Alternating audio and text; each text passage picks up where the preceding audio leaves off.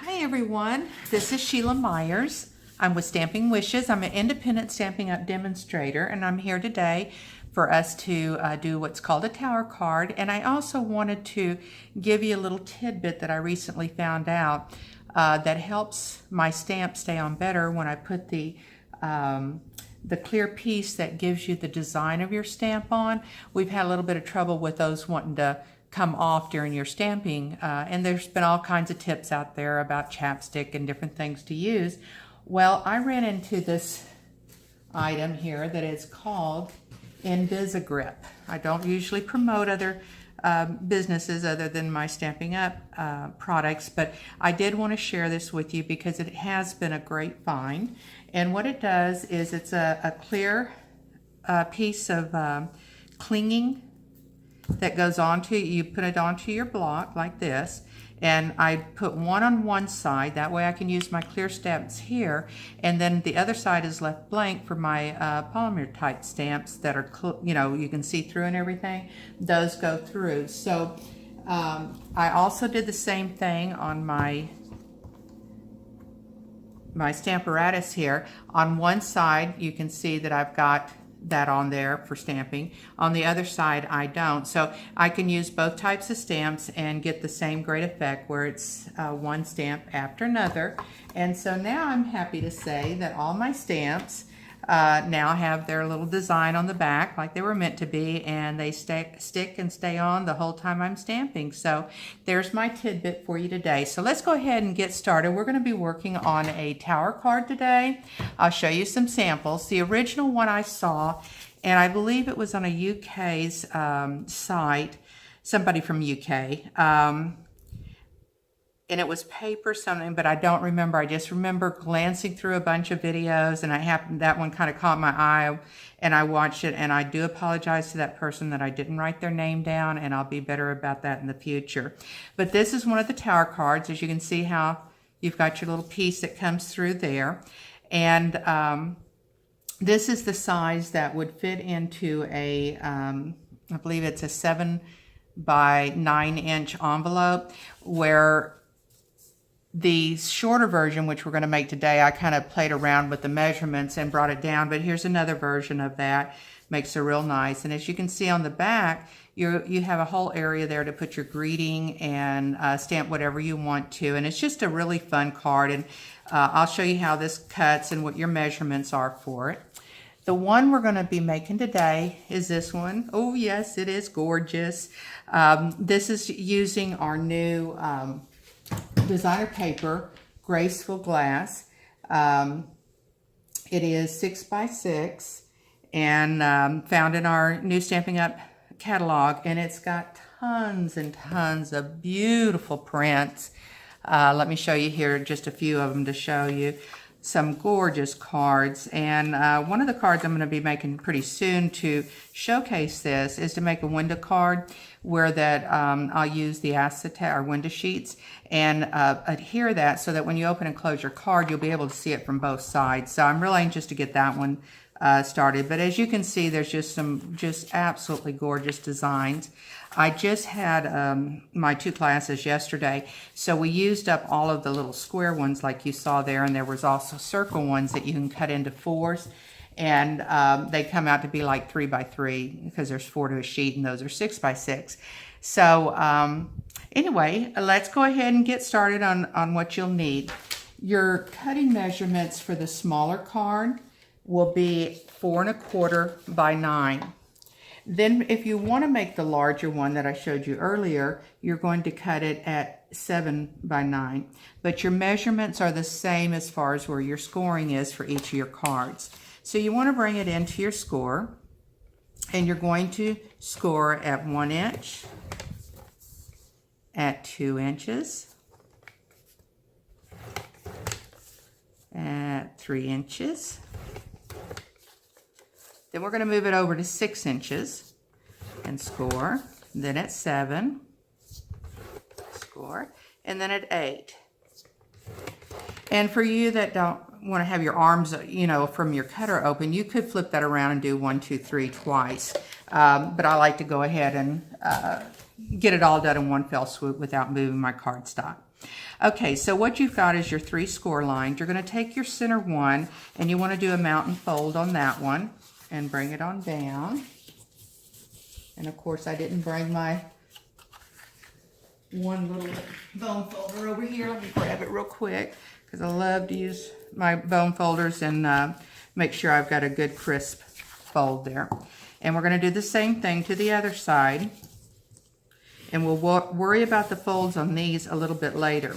So then after you've made your folds, the next thing you're going to do, and I'm doing this in series here, is because I don't want to spend a lot of time showing you all the measurements and how this is done, because I think this is something you can get through. So after you have folded it and scored it, you're going to line your ruler up, and every 1/2 inch you want to make you a little mark. At 1/2 inch, 1 inch, 1 1/2, 2 inches, 2 1/2, 3, 3 1/2, 4, and it's going to leave you a quarter on this side.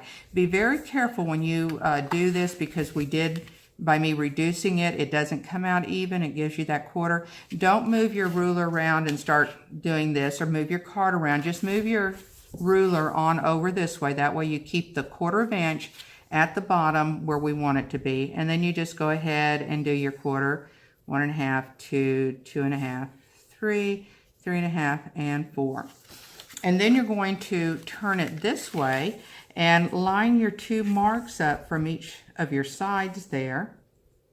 And you're going to make your little drawn lines across from the score line to the edge, okay, after you've lined it up. And you do this all the way up the card until you're completed with that portion of it. And when you're done, this is what it's going to look like. You have all of your marks and tacks here, and then you take your scissors and you want to go ahead and cut it up to the score line.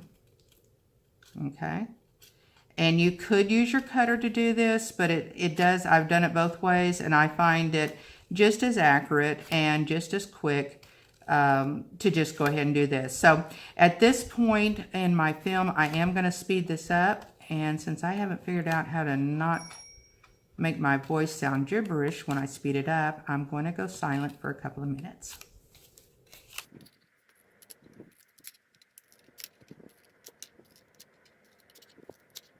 Okay, once you've done your cutting, if you can still see your pencil mark, it's a good idea to just kind of go through those real quickly and get rid of any of your little pencil marks that are there. Okay. And then when you get done, you want to open it up, and as you can see, your cut lines are all the way through that you've got there. And you'll want to start with one up and one down, and you'll just keep doing that with your finger. And I'll be honest with you, I kind of like to use a tool of some sort, even a, you know, one of our markers, or I've actually got an Afghan tool, Afghan crocheting tool that works just beautifully with it. And you just come in here like so, okay, and that gives you your bend, so it makes it just a little bit easier to me to bend, okay. And go ahead and burnish your, and this is what I was talking about, you didn't need to worry about your others because they would kind of come in and do this itself, okay. And you'll do the same thing, just remember if you go up, go down, so that you have equal pieces. And as you can see on the end where I was talking about that one little 1/4 inch, it doesn't show. That's why I was okay with those measurements that I changed it to, because I didn't feel like it really showed it enough to make a difference, that it wasn't a full 1/2 inch on that. And then again, just bring it in and fold it. And looky there. Now you've got your little tower card. Pretty, huh? See, here's the finished one here. This one here. So let's go ahead and get on to our coloring now. One of the things that we're going to be doing is we have this piece which measures out, because I took some of the border out, so it comes to about 2 3/4 in this distance here. And then the next one that goes under it, and I do this mainly for, see how it changes a little bit of color on the, and you'll see this more when we go, compared to whether you put it under a green or even if you put it under white. And I'll show it again once we've colored it, and even under yellow, you get these different colors going on. When you're in, this one, as I mentioned, was about 2 3/4. This one is a little bit large, same as that. I'm sorry, I was going to say larger. It's about the same here. And then I have this one that is 2 7/8 by 2 7/8. And I'll have all of the correct measurements because I'm kind of doing this off the fly and may have given you an incorrect one. But I will give you all my measurements on my blog. And you can find me at stampingwishes.typepad.com/stamping_wishes. And on YouTube, you can find me just by typing in Stamping Wishes, and I pop up there. So I hope you'll subscribe to me and watch for more videos down the road. Okay, when you're using your vellum, and whether you're stamping it, or in this case, this almost feels like they embossed it. It's a beautiful piece of vellum. I can't just go on and on about this. We just all fell in love with it. But when you go to color, you want to turn it the other direction, okay?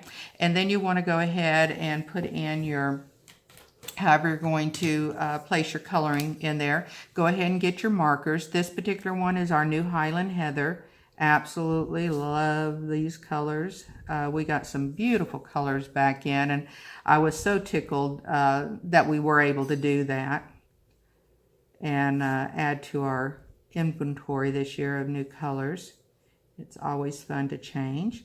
But you want to go ahead and color through this. So I'm going to go ahead. I'm sure a lot of you have colored before and are familiar with our markers. So I'm going to go silent now, again, because I'm going to speed this up as I'm going through it, okay? So I will talk with you soon.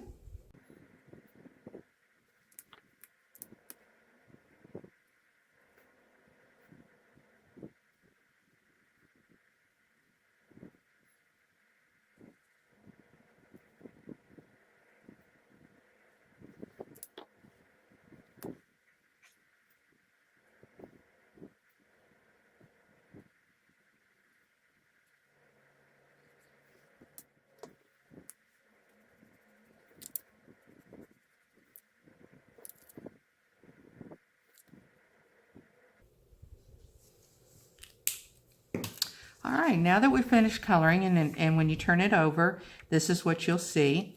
We're going to place this on to this mat, okay?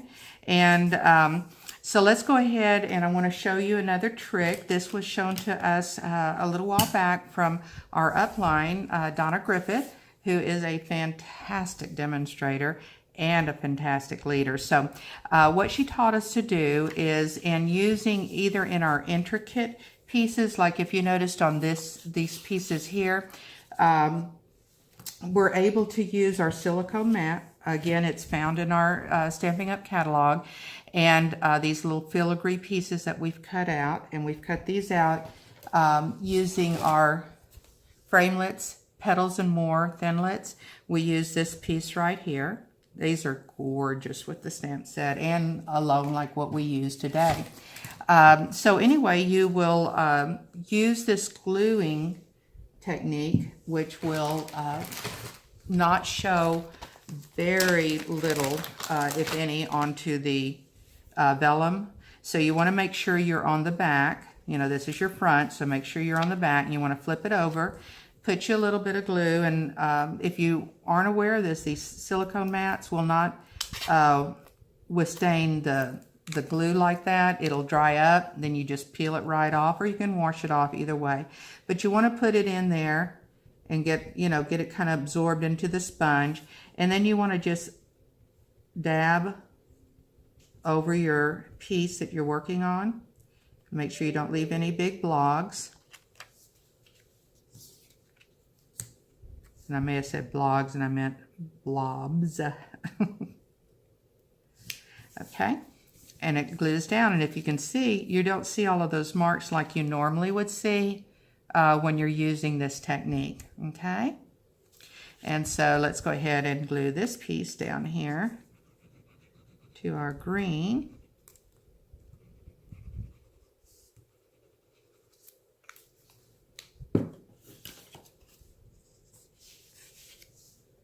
And one of the nice things too that I like to use a silicone mat when I'm gluing, whether I'm just doing other pieces, if you go off your paper a little bit, even when you're using your snail glue, it goes onto here, it stays there. It doesn't, like when you use your grid paper, which I normally do use, and again, didn't get it over here to the mat, but it'll stay there where you want it to and not mess up your paper or your projects that you're working on. So you want to be sure and do that. Okay, so for our little small pieces here, we want to, again, put a little bit more glue out here and dab it onto our intricate design. Just dab, dab, dab. Not, you know, we're not putting a lot on there. Just enough to give it a good coverage.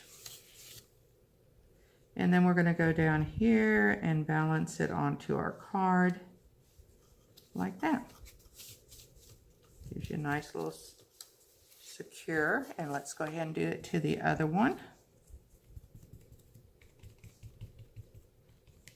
But notice how it's staying, the glue that's going beyond the paper stays on the silicone mat exactly where you want it to stay and not on your project that you're working on by accident. And it does give you a couple of minutes to maneuver it around if you get it off-centered. So that's the nice thing about it. So that adds a lot of pretty little bling there. So let's go ahead and move this off the side here and get our mat. I like to store these into just a little Ziploc bag. If you have a little small plastic container, anything like that that you can store it in to help keep the moisture there and it doesn't dry out on you. Oh, I did forget. Let me bring my silicone mat. I have a couple of little strips that I had cut out as part of my design. So let's go ahead and get our sponge back out here.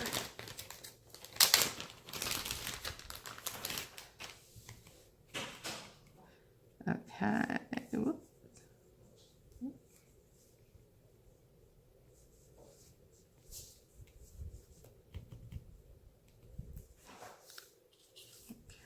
Let's bring this up, and I leave just a little bit of a border at the top and at the bottom just to kind of give it a little pretty accent. I just love our sparkle paper. This is one of our, I think it used to be called Dazzling Diamond, and they've changed the name to Sparkling Paper. We've got a few different colors in there, and that to me is a staple. Can't have enough bling on your cards. Okay, so now we're going to go ahead and add a little bit of glue behind here.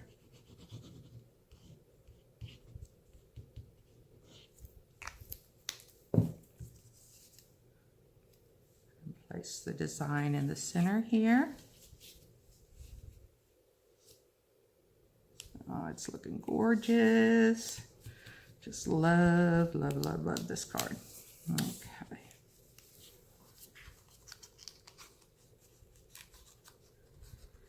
And when you mess around with them a little bit, you may have to repositioning like I'm having to do here. And not hard to do at all. You just get everything back into order. So now let's go ahead and use a few of our pearls and give it that extra little bling.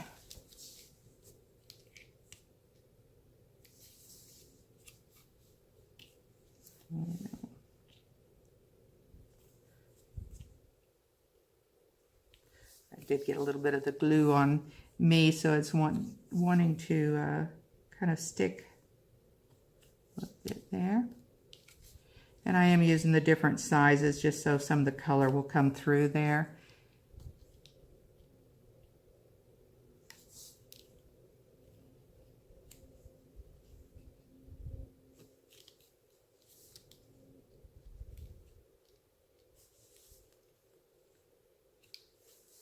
Now, if I wasn't filming, these things would just be going on like butter. But every time you get into filming, if it's going to go wrong, it'll go wrong while you're filming, of course.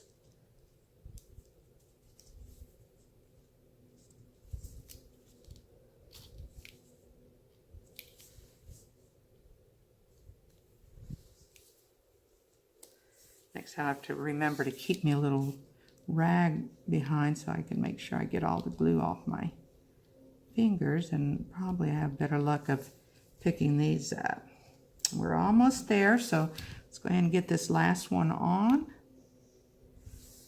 And we've got a beautiful card that anybody would love. Now for the back piece, I do have this, and this is one of our new punches. This particular piece, if I'm not mistaken, again, I tell you what, instead of telling you the wrong measurements, you'll see it on my blog. I'll have complete measurements on it. But I wanted a little bit of a decorative on the back because I'm not sure how I'm going to use this card yet. So I went ahead and just put a blank white one with a little bit of decoration on the back of it. And we're going to put that onto the back of the card, and then you have a place to write a little note, add a greeting that you want to add to it, however you want to finish it off, okay?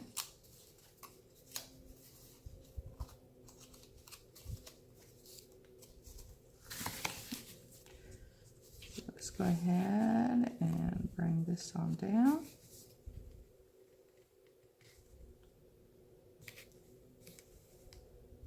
Okay, and if you want to, you could add some little pearls here and blings, but I'm going to go ahead and finish it up for the day. So I want to thank you for joining me today, and remember, would love to have you subscribe, give me a thumbs up if you like the video, and until next time, happy stamping!